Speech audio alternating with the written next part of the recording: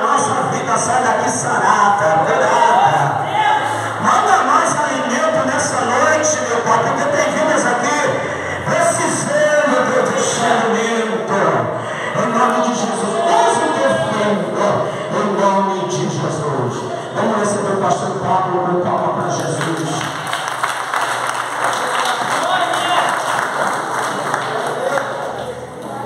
Glória a Deus. Podeis assentar, irmãos.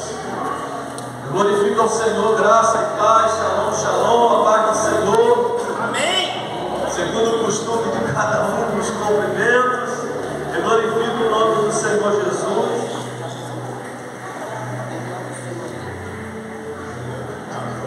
Glória a Deus.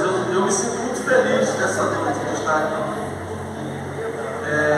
Eu tenho uma história com essa família, né? Com essa igreja, através das pessoas que aqui estão.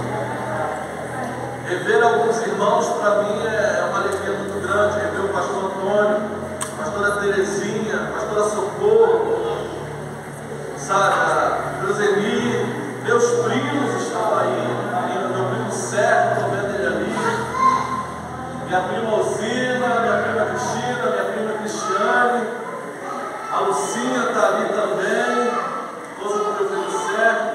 Para mim é um privilégio estar aqui, irmãos. Eu não vou falar muito, porque senão a gente começa a chorar, né? Mas vivemos grandes experiências com Deus através da vida desses irmãos. E para eu não tomar muito tempo,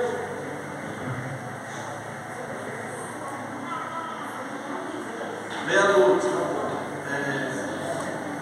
abra sua Bíblia no livro de Atos dos Apóstolos, no capítulo 12. Glória! Com medo de tentar não ser cansativo, mas o que o Senhor colocou no nosso coração, vou procurar entregar aqui nessa noite. Irmã Damiana, a senhora que está aí? Não estou lá, né? Ela, Damiana. Paz. Aí fica difícil, né? Glória ao nome do Senhor. Atos dos Apóstolos, capítulo 12, versículo 1. Diz assim o texto: e por aquele mesmo tempo o rei Herodes estendeu as mãos sobre alguns da igreja para os maltratar. E matou a espada Tiago, irmão de João, e vendo que isso agradara aos judeus, continuou mandando prender também a Pedro. E eram os dias dos asmos.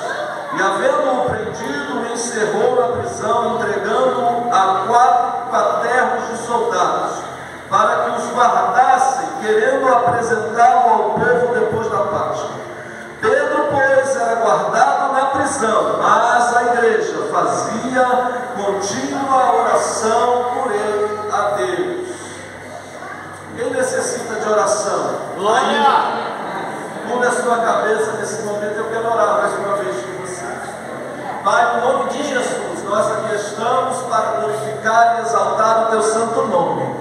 Eu quero agradecer a Ti, Senhor, pela vida do pastor Antônio, da pastora Terezinha, da pastora Socorro, do pastor Edinaldo, da pastora Luciana, da Cleuseli, Senhor, de todos os irmãos, dos meus primos que aqui estão, de todos os demais irmãos, ó Deus, eu te agradeço pela vida de cada um que entrou por aquela porta nessa noite. Ó Senhor, que a Tua palavra, Senhor, como foi dito aqui, vire muitas chaves, Senhor, e que essas chaves abram as portas que possam estar emperradas, mas que Teu nome seja glorificado nessa noite. É isso que te oramos, agradecidos no nome de Jesus. Amém. Amém. Glória a Deus. Eu lembro que eu tenho muita história para contar, irmãos, aqui. Muita história. Eu morei aqui do lado. Literalmente aqui ao lado. E muitas vezes a gente estava ali em aflição, e eu tenho certeza que o pastor Antônio, mas a pastora Terezinha, moravam comigo. Nos momentos de grande aflição que a gente passou aqui. Eu tenho certeza, se hoje eu estou a oração desse povo. Se hoje eu estou de pé na presença do Senhor, é por pura misericórdia de Deus, mas através da vida desse povo aqui. Porque me sustentaram em oração. Eles ajudaram a cavar os fundamentos da minha fé. Eu glorifico muito a Deus, muito a Deus, por estar aqui, passei o dia na casa da minha prima, revi meus parentes, que tem uns 2 ou 3 anos mais ou menos que eu não vim aqui. Eu glorifico ao Senhor. Mas sem mais delongas, eu gosto muito desse livro de Atos dos Apóstolos, irmãos, porque ele conta a história da igreja. O escritor de Atos dos Apóstolos foi Lucas, que foi o discípulo de Paulo. Lucas, ele era gentil, era médico, alguns acreditam que ele era artista, gostava de pintar, e ele era alguém muito interessado em contar detalhes. Se nós lermos o Evangelho de Lucas e lermos o livro de Atos dos Apóstolos todo, a gente vai ver que há riqueza de detalhes. E ele mesmo diz isso, tanto no capítulo 1 do Evangelho de Lucas, quanto no capítulo 1 do livro de Atos. Nós vamos ver Lucas dizendo assim: eu procurei saber detalhadamente. Ele escreveu tanto o Evangelho quanto o livro de Atos dos Apóstolos para um homem chamado Teófilo, que alguns acreditam que tenha patrocinado o trabalho que ele teve de escrever. Lucas não conheceu Jesus pessoalmente, mas ele se converteu na pregação dos apóstolos, assim como eu e você. Ninguém aqui conheceu Jesus quando Jesus estava aqui na terra, mas através da vida de homens e mulheres como o pastor Antônio, a pastora Terezinha, a pastora Dinaldo, os demais pastores, vocês ouviram a mensagem da cruz e foram tocados. E assim foi com Lucas.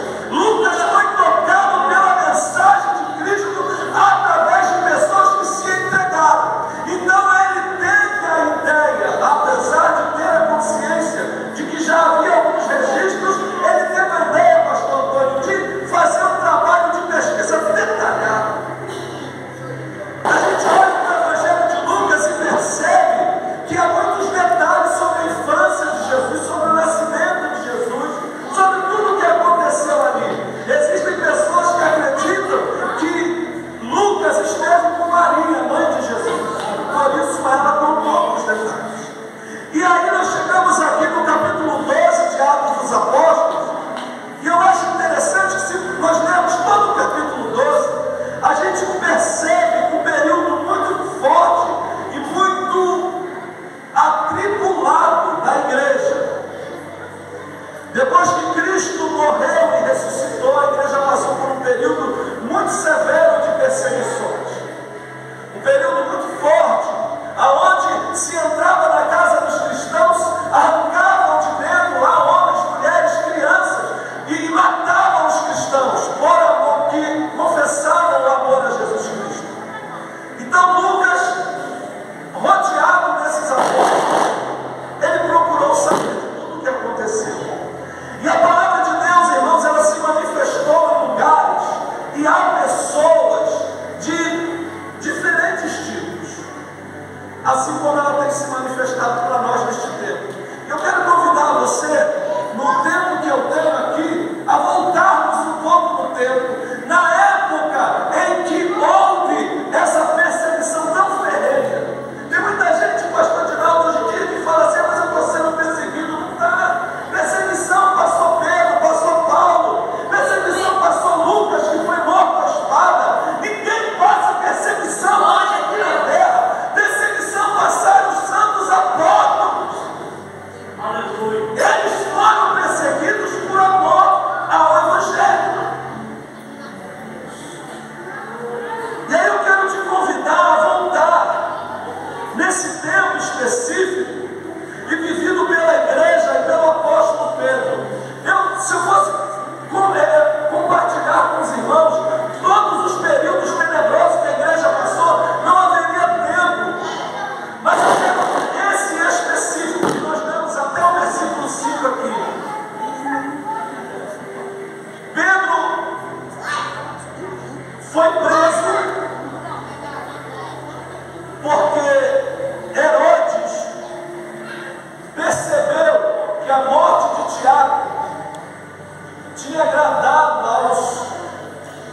aos maiorais do Sinédrio, o povo queria exterminar o nome de Jesus e qualquer um que pudesse trazer à tona o nome de Jesus. Então Pedro, como era um dos líderes da igreja, ele foi preso. Nós lemos no texto aqui, versículo 3 do capítulo 12, e vendo que isso agradara aos judeus, continuou mandando prender também a Pedro. Em vários momentos da história, a igreja passou e ainda passa por algumas perseguições. E essa perseguição, ela levou a vida de alguns. E eu quero pregar nessa noite e pensar com os irmãos sobre o que fazer quando não há o que fazer. Você já se parou para pensar nisso? O que fazer quando não há o que fazer? O que fazer quando aquilo que eu posso não é o suficiente para resolver? Se eu quero construir uma casa, eu contrato um pedreiro, alguém que entende de obra, isso eu posso fazer. Mas existem coisas que são impossíveis para a nossa capacidade. Eu não sei qual a profissão de todos os que aqui estão, mas naquilo que você trabalha, você é ciente, você tem a ciência, você é mestre. Em Atos no capítulo 12, temos o registro sobre este momento. Lemos nas Escrituras Sagradas que, no versículo 5, que enquanto Pedro era mantido na prisão, a igreja orava incessantemente. Nós lemos no versículo 5 que Pedro, pois, era guardado na prisão, mas a igreja fazia contínua oração por ele a Deus. Orar pelos nossos irmãos que estão em situação difícil é algo que toda a igreja de Cristo precisa fazer aqui nessa terra. Muitas vezes nós nos vemos em situações onde não podemos ajudar de outra forma, se não orar. Existem momentos na nossa vida que a gente gostaria até de estar presente, que a gente gostaria de estar lá junto do irmão, mas não tem como. E qual é a solução, pastor? Dobrar o joelho, fazer uma ligação do céu.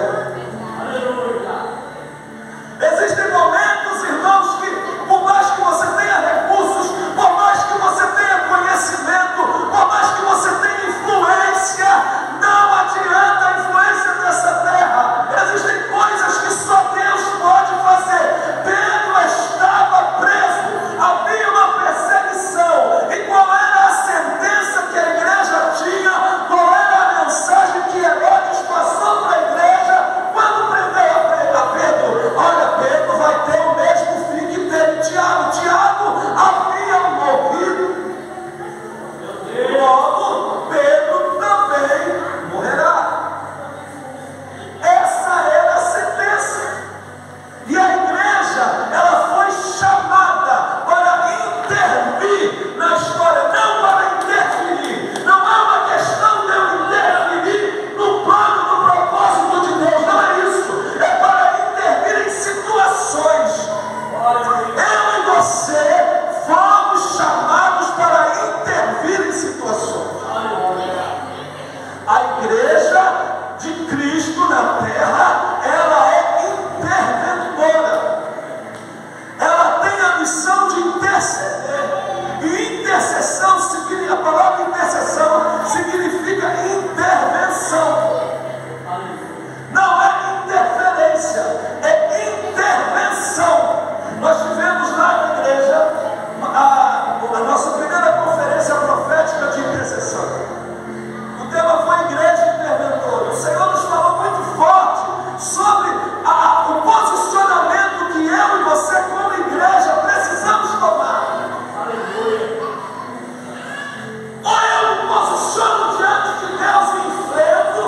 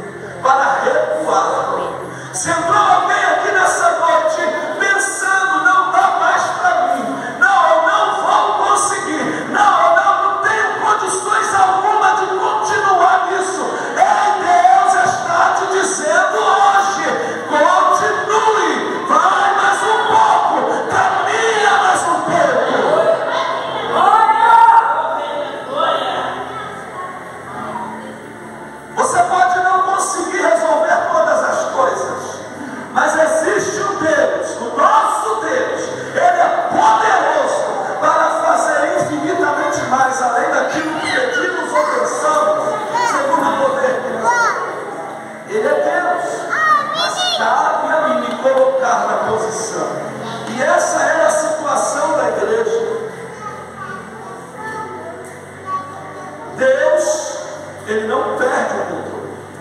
Deus continua no controle de todas as situações, mesmo quando nós perdemos esse controle. Deus, ele continua tendo total controle das situações quando eu acho que está perdido, quando eu acho que é o fim, quando eu acho que não tem solução, que não tem jeito, que não há possibilidade. Há 7 anos atrás eu tive um AVC. A pastora Socorro citou aqui que nós tivemos juntos no sítio. Eu ainda estava usando bengala. Eu usei bengala. A senhora lembra que eu estava de bengala, pastor? Deus, eu falei, Senhor, se tu tens um propósito na minha vida, eu orava, Senhor. O Senhor vai me fazer ficar de pé, Senhor, eu ter necessidade de usar bengala. E Deus me colocou de pé.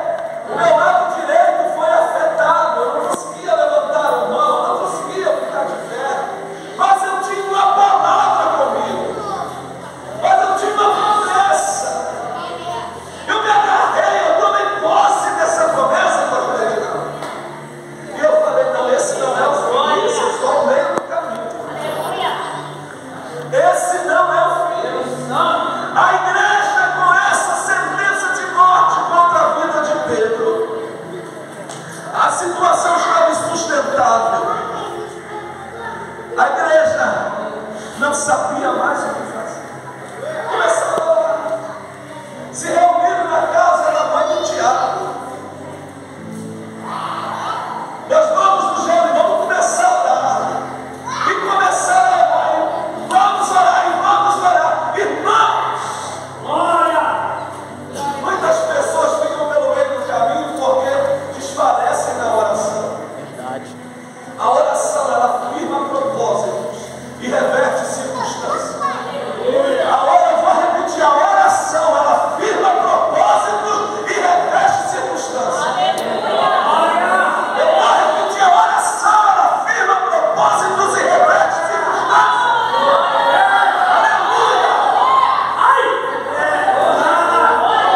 A oração é um meio de acesso que eu tenho que é um sobrenatural. É um meio de ligação. É onde é o momento que eu consigo romper a esfera física e entro na esfera espiritual. É esse momento. Olha.